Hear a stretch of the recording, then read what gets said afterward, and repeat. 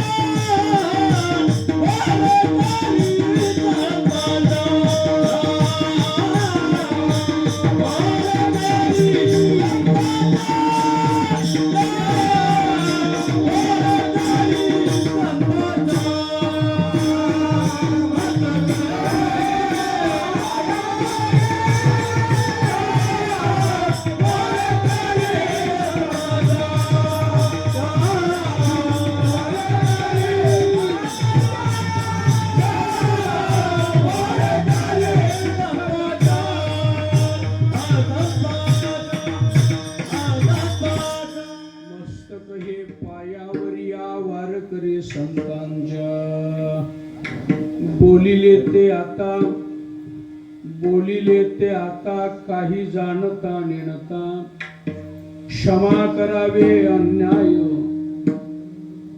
पांडुरंगे माझे माय सेवेकरता निवडलेला अभंग जगद्गुरु श्रीमंत श्री तुकोबारायांचा सुंदर असा 4 चरणाचा भगवंताला क्षमा मागणारा अशा प्रकरणातला अभंग आहे.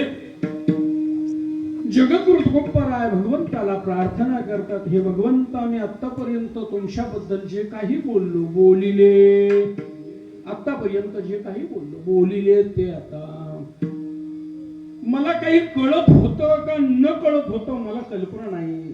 काही जाणता नेणता जाणतेपणे नेणतेपणे मी काही जे बोललो काही चुकलं असेल काही बरोबर असेल देवा क्षमा करावे अन्याय.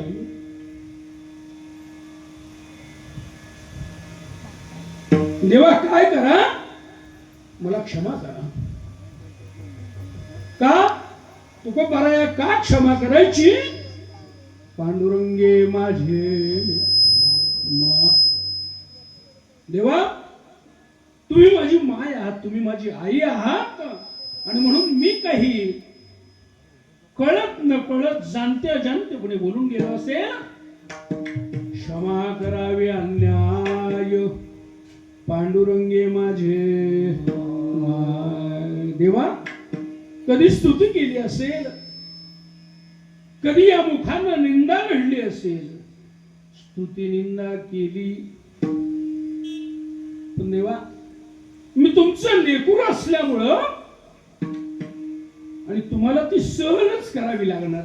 स्तुती निंदा केली लागे पाहिजे साईबी. देवा तुम्हाला ती सहनच करावी लागेल. झालं याही पुढे माझ्याकडून काही चूक झाली तरी पण ज्याप्रमाणे आतापर्यंत माझा लाड केला, तुका म्हणे लाड,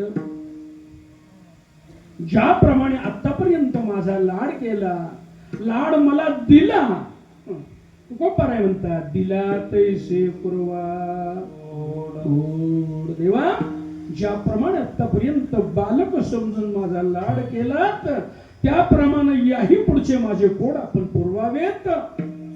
यातही काही चुकलं असेल क्षमा करावे. अन्याय पांडुरंग माझे माय पार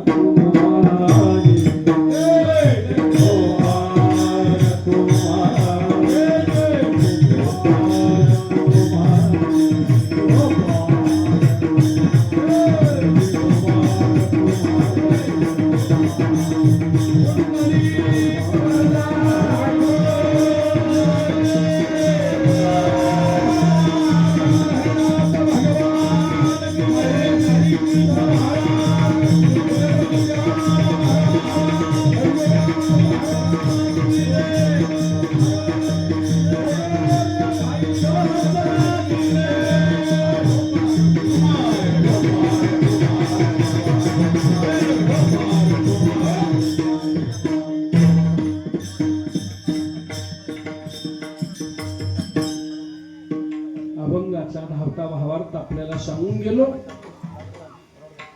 काहीच चिंतन वेळेमध्ये आपल्या पुढे मांडायचंय. ते चिंतन मांडण्यापूर्वी काही परिहार देणं गरजेचं आहे. सगळीकडे ते बॅनर लावलेत. वास्तविक पाहता वास्कर महाराजांच्या परंपरेमध्ये हार घातला जात नाही, तरी पण कीर्तनकाराला हार घालून तिथून इथपर्यंत आणलं का, तर 50 वर्ष सेवेला झाली म्हणून नाही का. मी थोडासा भूतकाळात गेलो. काय झालं, मी आज माझ्या या अवस्थेवर नाहीये.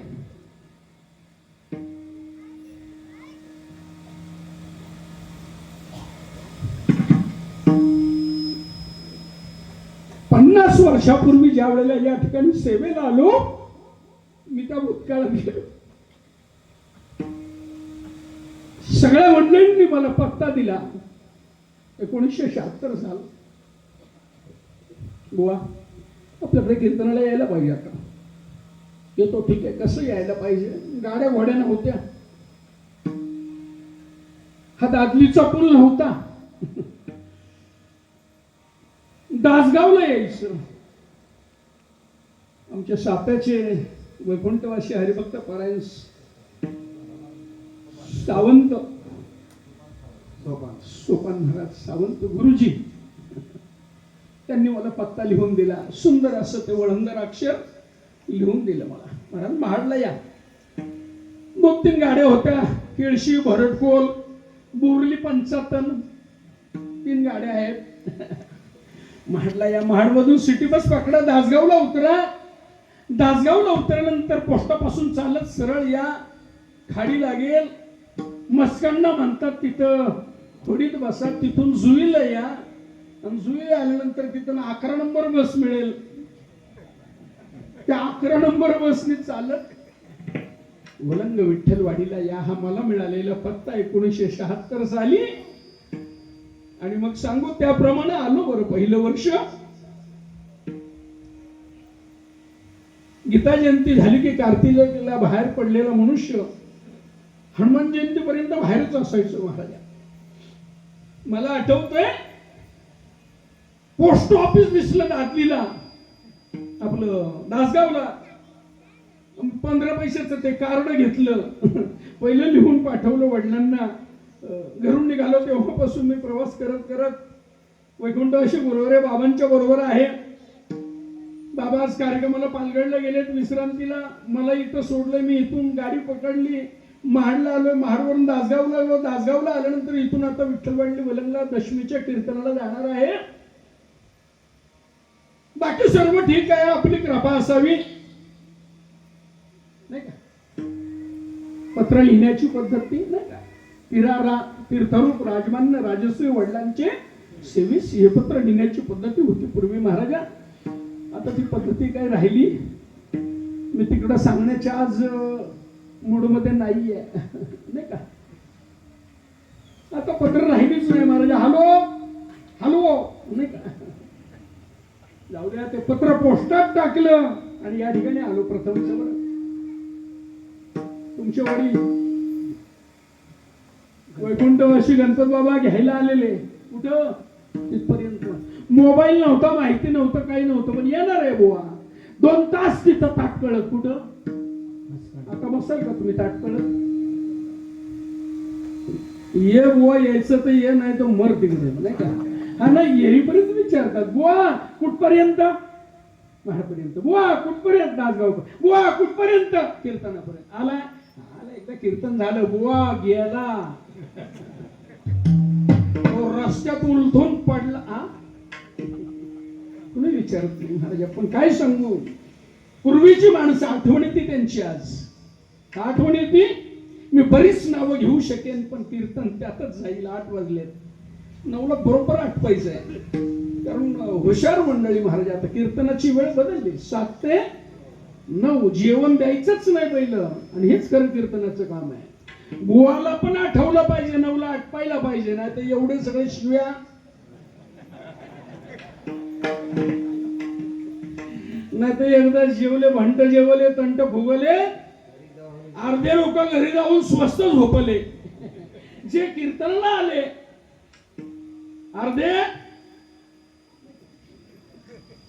कीर्तनाची हीच वेळ योग्य आहे मायबाप हो. रात्री कीर्तन करावं. त्यावेळेला 9, 9:30 व्हायचे महाराजा. लोक काम धंदा, गुरढोर, चारा पाणी सगळं आवरून यायचे. आता पाटील आहे का? गुरढोर माहितीच नाही. दूध दुभत, चारा चोरून आणायचे लोकांचे. आता भूत आला चाऱ्याला. झाले राम राज्य कायो, धरणी धरी पिको. त्यावेळेस सारखी अवस्था झाली महाराजात. चारा भरपूर झालाय, पण खायला गाई नाही तर म्हशी नाही. विडोबा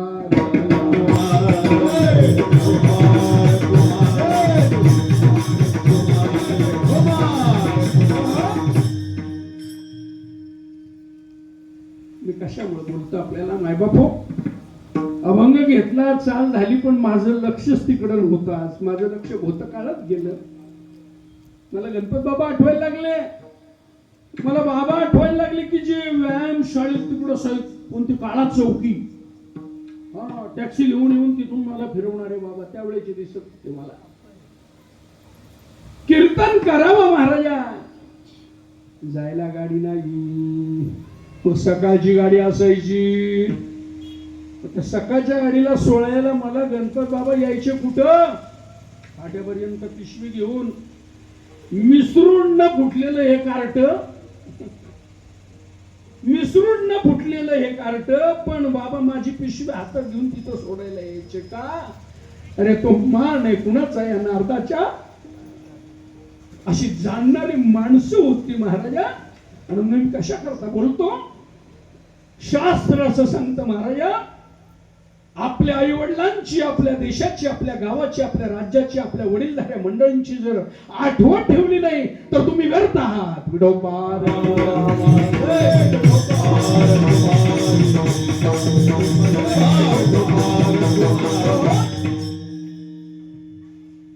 मेरे वतन के लोगों, जरा आँख में भर दो पानी, जो शहीद हुए हैं उनकी जरा याद करो कुर्बान. गेले दिगंबर ईश्वर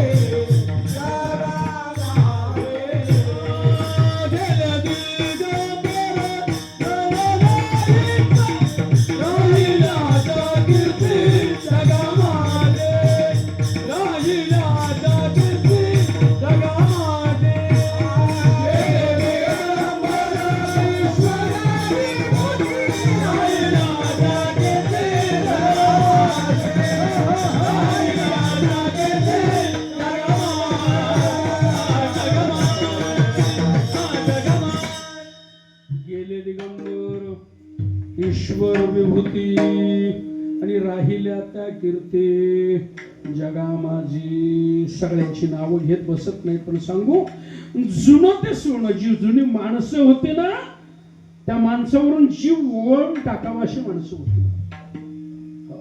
आमचे वैकुंठवासी हरिभक्तपरायण जोशी बाबा प्रथमच आलो.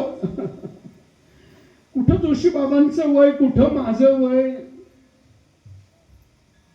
तुमच्या तिथे कीर्तन होतं उंबरशेतला, ते खाली गाव सोडून खाली कीर्तन होतं, आठवतंय तुम्हाला?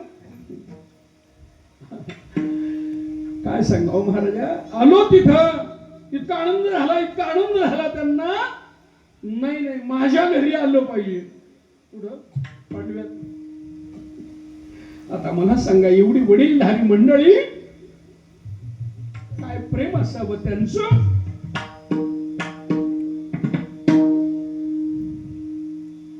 आणि म्हणून सांगू का आपल्याला, अभंगाचा भावार्थ मी कितपत आपल्याला सांगू शकेल हे आज तरी सांगू शकत नाहीये, परंतु एवढा मात्र सांगू शकतो, या मंडळींनी मला विनाकारण आठवण करून दिली. कशाची?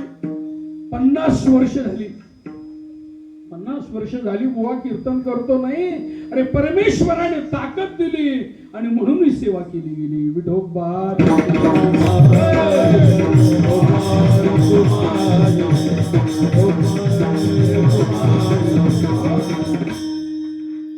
आमचे हरिभक्तपरायण बाबा आता सांगत होते मला, कालची कीर्तनकार हरिभक्तपरायण मुरकर महाराज, त्यांना बाबा म्हणले हँडबिल हे छापलंय बघितलं का तुम्ही? म्हणले बघितलं.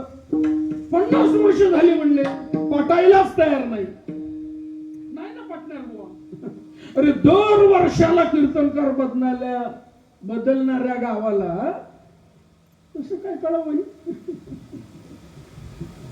काय श्रद्धा होती मला कळत नाही, पण त्यावेळेला बाबांनी सांगितलं, व दशमी हे तुम्हाला कायमची. तारीख कधी बघितलीच नाही, पण दशमीला मी चुकलोच नाही आतापर्यंत. मी चुकलो नाही म्हणण्यापेक्षा देवाने माझी वारी चुकू दिली नाहीये. आणि बाबांनी सकाळी 7 वाजता फोन केला, आजची तुमची 50वी वारी आहे विठ्ठलवाडीची. नाही का सांगू का, आपल्याला बुवाही टिकावा लागतो आणि गावानंही टिकवावं लागतं, नाही का? नाही तर 50 वर्ष कोण टिकायला लागलं हो? कोण टिकायला लागलं? 4-5 वर्ष झाली की गाव युवा संघटना, महाराज बदला, महाराज बदला. आपली क्षमा मागतो, तुम्ही मला आपले मानता म्हणून बोलतो बरं का, आणि या प्रसंगापुरतं बोलतो. मायबाप हो, माझे गुरुवारी महाराज सांगायचे, कुणाची तरी कीर्तन ऐकू नका, फडातली ऐका, परंपरेतली ऐका. ऐकताय ना तुम्ही? जर वास्कर महाराजांच्या परंपरेतल्या आहात ना, परंपरेतलंच कीर्तन ऐका. दुसऱ्या परंपरेत जर ऐकायला गेलात, बदल आहे ना प्रत्येकात. आज बदल दिसतोय ना तुम्हाला? समीर महाराज, तुम्हाला दिसतोय का बदल माझ्यात? आज कोणतं भजन घेतोय मी? विठोबा रुक्माई का घेतो? अरे ही जर परंपरा भास्कर महाराजांची आहे, आपल्यालाही त्या परंपरेनं चाललं पाहिजे. काय फरक पडतो? काही म्हणलं नाही नाही आम्हाला ते जमणार नाही जमणार, बाकीचे राहील बरं जमतं. आमचे गुरुवारे महाराज म्हणायचे मग शेण खायला बरं जमतं. सांगणार आहे उदाहरण. आज अभंगाचा अर्थ कितपत सांगेन सांगता येत नाहीये. साखरे महाराजांचं उदाहरण सांगायचे माझे गुरुवारे महाराज. श्रोत्रिय ब्रह्मष्ट कृपाळू महाराजा वैकुंठ अशी ब्रह्मलीन दादा फार मोठा उत्सव केला. एवढा मोठा उत्सव केला की साखर कुठं मिळायला तयार नाही. एवढ्या पंक्ती घातल्या बुंदीच्या, साखर मिळायला तयार नाही म्हणून नाव साखरे महाराज पडलं. बरं आता जास्त खोलात जात नाही मी. पुढचं ऐका. सगळा सप्ताह पार पडला. गुरुनाम गुरुदादांचा सणीम होता. सप्ताह पार पडला. त्याच दिवशी काल्याच्या कीर्तनाच्या संध्याकाळच्या 7 वाजता सगळा हिशोब क्लिअर पाहिजे. काय ऐकताय ना? तर सप्ताह टिकतो. पुढचं मला बोलायचं नाही. कुछ तुम जाने कुछ हम जाने. सगळा सप्ताह पार पडला. दादांनी सगळ्यांना बोलवलं. हिशोब झाला. ज्याचं त्याचं देणं झालं. मंडपवाल्याचं, लाईटवाल्याचं, पंक्तीवाल्याचं, अमक्याचं तमक्याचं. त्यावेळेला बुवाचं देणं नव्हतं. काय त्यावेळेला बुवाचे पैसे घेत नव्हते. तुमच्याकडे काय पद्धत आहे? न्हावी न्हावेचे पैसे घेतो का? पाटील तुम्ही पाटलांचे पैसे घेता का? नाही घेत. पण बुवाचे पैसे घेतल्याशिवाय त्यावेळेला पद्धत नव्हती. अजून एक आठवलं सांगू. माझे वैकुंठ असे गुरुवार महाराज सांगायचे, कीर्तनाला मंडळी 10च असायची पण नेमाची असायची. काकड्याला अरे याच गावात मी पाहिलंय मंदिर भरलेलं असायचं काकड्याला महाराजा. आणि बिन बोलावता मंडळी यायची. आता काकड्याला थांबायचं म्हणलं की आम्हाला काय लागतं? येतच नाही मंडळी महाराज. पूर्वी प्रेमानं यायची. मला आठवतंय माझे वैकुंठवासी वडील ज्या गावाला सप्ताह असेल त्या गावाला मुक्कामाला जाऊन राहायचे संध्याकाळी. का? सकाळचा काकडा मिळेल. आता नको ना पुढचं सांगू. सगळा हिशोब आटपला. ऐका. सगळा हिशोब आटपला. ज्याचे त्याचे देणं झाले. उरलेले पैसे आश्रमाला देऊन टाकले. दादा मोकळे झाले. उपरनं झटकलं आणि दादा उठले. मोठा मुंबईचा शेठ होता. त्यावेळेचा करोडपती बरं का. त्यावेळेचा